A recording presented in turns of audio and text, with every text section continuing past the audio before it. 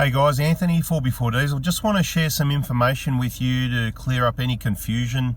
Over the last few months, we've shared quite a few economy videos, both with comparing the 120 and the 150 and some different trips and stuff like that. And just going by some of the questions and people telling me about what other people are getting and this sort of thing. So let's just clear it up. And what these trip screens here, there's a few different screens here, which one's which and what they mean and how they work. Okay, so we've got some other data obviously on the scan gauge there as well, and we'll talk about that briefly as well. But first thing I'd like to say is, for the past approximately 5,000 Ks, we run a set of road tyres because the economy, I believe, got worse with a few modifications. We only did a slight lift, the KO2s, a flat roof thing and an awning and stuff like that, and it seemed to get worse than it should have, worse than I would have imagined. So I went back to a set of road tyres for 5,000 Ks to confirm that, and it got a lot better with going back to road tyres. So in my opinion, the tyres do actually cost you a bit of fuel. Notice the fuel economy, it's going to go up while we're sitting here with the engine idling, but I want to leave it on to show you a few of these screens anyway. So basically we've got, for 1,000 Ks now, roughly, we've got the KO2s back on the vehicle, and I have noticed the fuel economy has gone up a little bit. So I would estimate, the reason I'm doing this video now, this is a trip that I quite regularly do, sometimes usually on a Sunday, and to get to here I would normally get around 8.5 litres per 100 Ks, and it was on 9.1 it hit. So look, I could get better than 8.5, don't get me wrong, so that's not trying to get good economy, and I didn't try and get good economy today either. So I think it's a fair test. It's about 0.6 litres per 100 Ks more. It's not just the only time. It's not like I've done each run once. I've done it a number of times, and I see a pattern of, it really seems to be 0.5 to 1 litre per 100 Ks difference just with the KO2s, with the, all-terrain tyres. So that's where taking a less aggressive, less off-road orientated grippy tyre may be advantage if you're going to be on road. So, and of course if you're not hitting the tracks, then the road tyres are definitely going to give you the best grip on the road and safety. But this isn't about that. This is more about the fuel economy and what these screens up here do, because there's a few different screens. And Adam, for one, has been mentioning about, so after start or this trip, okay, that's what this is, this trip. The stats are right there. The average speed for this trip, well, it's dropping as we sit here idling. It's down to 57 Ks an hour. It's 54 minutes, okay? I can tell you it was approximately 50 Ks, okay? So that's the economy with KO2s, a slight lift, a flat roof rack, and a big heavy awning, okay? The main thing that's made the difference is definitely the tyres. Now, we can go to another screen, right? That is, if I can work out how to do it, here we go. After reset, okay? So that's when I reset it. So since I reset it, it's got 9.9 litres per 100 K. So that's not the average for the car. I reset it. I reckon I reset it when I put the road tyres back on, but we've had the all-terrains for a little bit as well. So probably the road tyres on. So for the overall for the car, for say 5,000 Ks, may have been around about 9.6 or 7. I didn't look at it for the road tyres, and I didn't reset it when I put the KO2s on. And for those following, what we'll do, let's reset it right now. I reckon if I press that, there you go, right? So that's reset, right? Let's go to the odometer for a minute and show you how many Ks. 21,332. We've reset it. We'll do this again after some period of time anyway, guys. All right, so all right, just for your argument's sake, 438 Ks, that's where the fuel gauge is sitting at this angle. It's on right on about 3/4, I'd say. Normally it's about 500, I'd say, with the road tyres. So definitely down a little bit from a few aspects. Now, people also mention how accurate is these trip computers. Well, it varies on every make and model of vehicle, and generally the Toyotas are pretty accurate. In this one, on every fill, the most best I can describe it is the economy is half a litre per 100 k's better than what this trip computer says, right? So if I come down to the next screen here, after refuel, okay? So that's saying since I refueled in that 438 k's so far, I've got 10 litres per 100 k's, which is pretty consistent with the other reset. Now, since that refill, I've been on KO2. So if you want to know my economy in the last 438 k's on KO2s, including all the cold starts, stop starts, the good runs, the bad runs, the whole lot, by the computer is really clear, 10 litres per 100 k's. I can tell you when I fill up, it's probably going to be somewhere down between there and 9.5. 9.5 has been the most consistent. Sometimes it's a little bit better than that. Sometimes it's a little bit worse. It could be 9.6, 9.7. I can let you know. We can do another video. Let me know in the comments if you want another video, and we'll do one of those videos when we fill up. Now, a couple of things I'd like to point out. On the top left of the scan gauge, you can see coolant. It stands for coolant water temperature. You can put whatever letters you want there when you program, but coolant water temperature is what it's there. That's one of the standard ones that's already there. 84 degrees at idle, that's fine. It's normally 83, 84. Same as the 1KDs. This is a 1GD.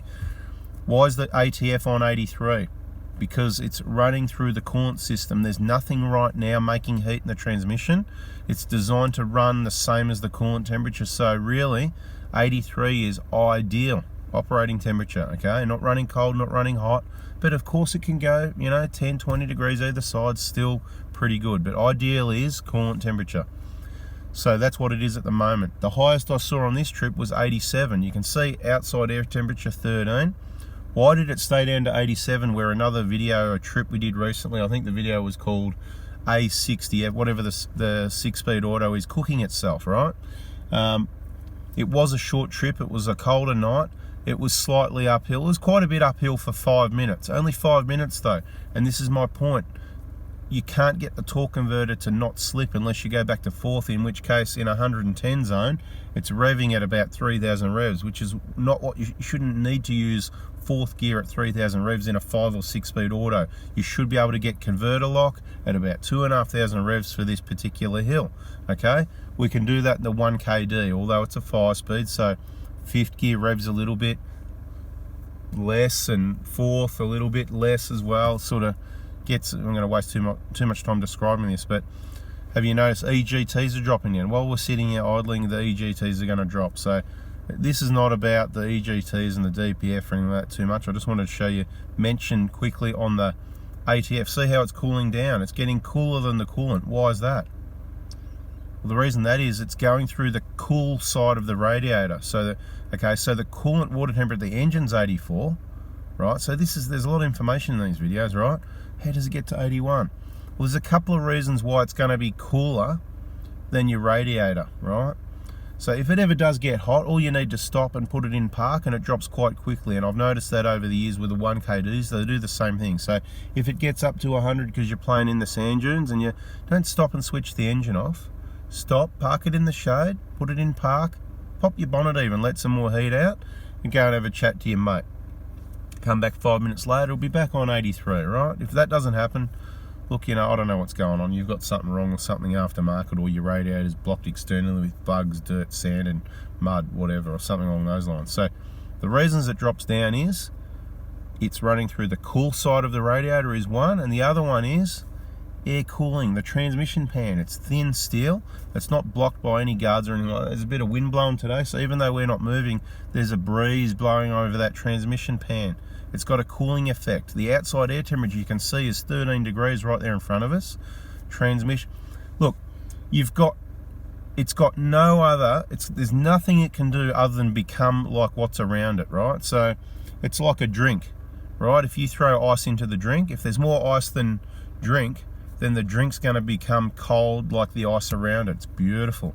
If you put in one block of ice into a warm drink, it's going to melt. It's got no choice to become, so whatever the predominant factor is what's going to happen. See, it's down to 80. So what do we got here? We've got outside air temperature of 13, and we've got the radiator. It's kind of still cooling because it's going through the cool side of the radiator, but even the cool side, I'll have to get a infrared thermometer out and tell you what that is, but I haven't got that handy. That's not this video. It's just a whole bunch of information, as you can see. Mainly, we'll go through these screens. So then you got a blank screen. It goes on to other things, but it doesn't matter. The point is, on the later Prados, you've got after refuel, this resets automatically when you refuel, right? So when the gauge goes from down there somewhere to way up there, full, if you don't fill it, it may not automatically reset. I don't not fill it. Why would you do that? I don't do that. It just upsets things. You don't know your fuel economy. You know, some people, I understand, they drive around, I'll put 50 bucks in, I'll put 50 bucks in, whatever. Well, it's not going to work for you, this system. I fill up, okay? If I stop for fuel, I fill up. I'm not putting 10 bucks in. Unless, I suppose, it's $3 a litre. I know down the road it's going to be $1.80 or $1.50. Of course, I'm going to put 10 bucks in to get me there, and then I'm going to fill up, right? So we're going to, that's where you're going to, if you put 10 bucks in, it's not going to change. It doesn't know you've even topped it up, right? I don't think it's, I haven't done this, but I don't think it's going to change until you fill up. It's going to have to get really close to full to reset. So this screen, after refuel, automatically resets, okay? So just to be clear, Adam, that's that screen. Yeah, video especially just for you, yeah? After reset, you saw we just reset it, so you know how many Ks. We'll do this again at a later date. And of course, after start, we've been sitting here idling for about 11 minutes now. So of course, it's gone up to 9.3 litres per 100 Ks. Now, what I'd like to point out with the after start is, I've said it in other videos, but it can be really inaccurate because after start, that's a cold start. You've just started the engine, you're backed out of your driveway, you're not getting good economy. It's going to be 20 litres per 100 Ks, 25, and then if you go 1K and switch it off, it's going to be terrible. But I'll be honest, if you do that with your tank, you're going to get 20 litres per 100 Ks for the tank, but it's going to take you a year to use your fuel because you're not using the vehicle. Do you get it? And then if you drive an hour, then that's where you're going to, the longer you drive, the better economy, the more accurate your economy is going to be, I suppose. I mean, it's accurate even on a short trip because it all adds together on a screen like, but this can be misleading is what I'm trying to say. So the after starts, if I go and start up the car at the top of a hill and I drive down a hill and I do a video 6 minutes later and it says 5 litres per 100 Ks, that's just misleading information. We don't do that. So, but be clear, it is after start. But I'll usually describe the trip, what it was, and I'll usually try and make it at least 20, 30, 40 minutes, even if it's a good run. And that'll be a case of it's slightly downhill, you've got a tailwind, you've got the right tyres, you've got a standard vehicle. If you see one that's 14 or something like that, you're probably traveling at 110, you've got a lot more wind resistance, or you've got modifications and you know, things like that, or whatever type of tyres you've got on the vehicle, and they're the variables. So look, I think that's about it for this video. As you can see, these idle on 83 degrees coolant water temperature in the top left there, same as the 1KDs. The transmission, in my opinion, a cooler is a band-aid for a, it's not a, I don't want to call it a problem, okay? I'm not the oil expert or this transmission expert, right? Toyota know more about, I don't mean you Toyota, local Toyota dealer, but Toyota, there's a lot of people, Toyota's massive, right?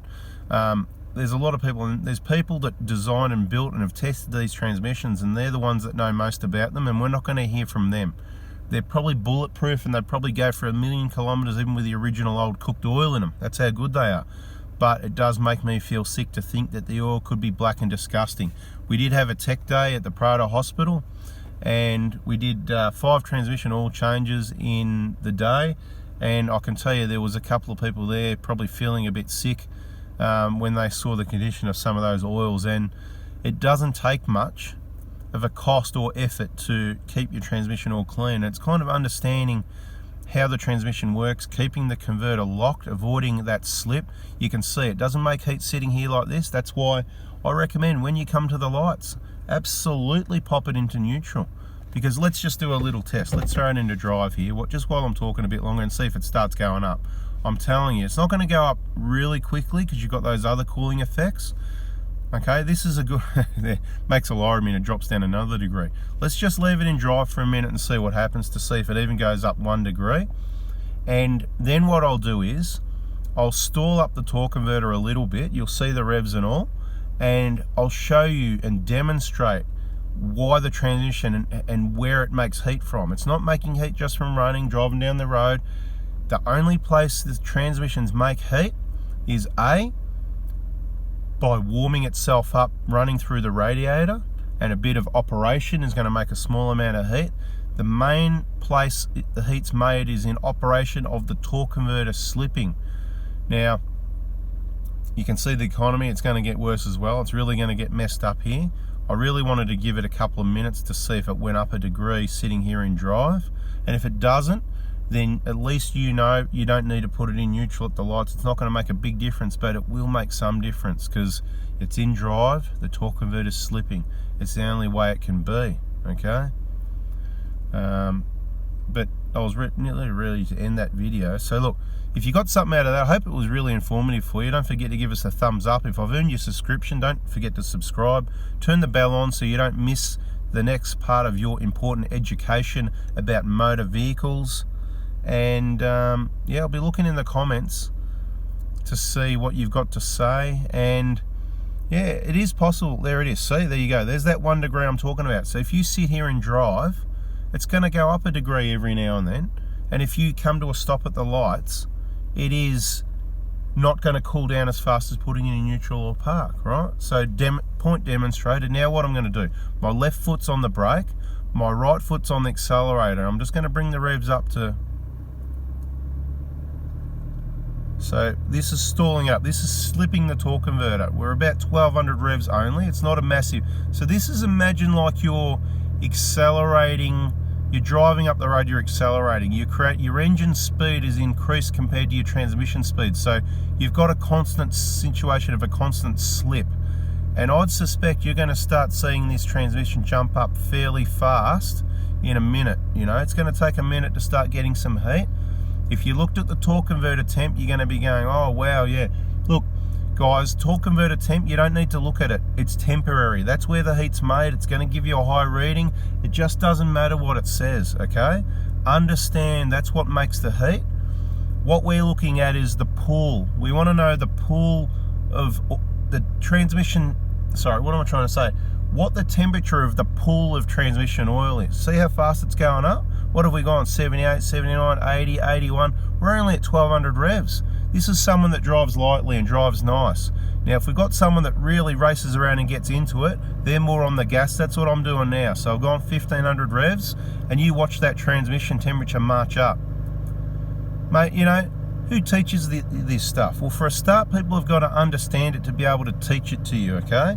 Now, if you're really loving these videos, I'll say it again, make sure you subscribe. I've got unlimited information. I can make this full time, but it's got to pay the bills. So you need to watch all the ads. You need to subscribe. You need to give me the thumbs up. You need to turn the bell on. You need to throw some comments out there. Give me some ideas what you want to see, what you want to learn, and share the channel, guys.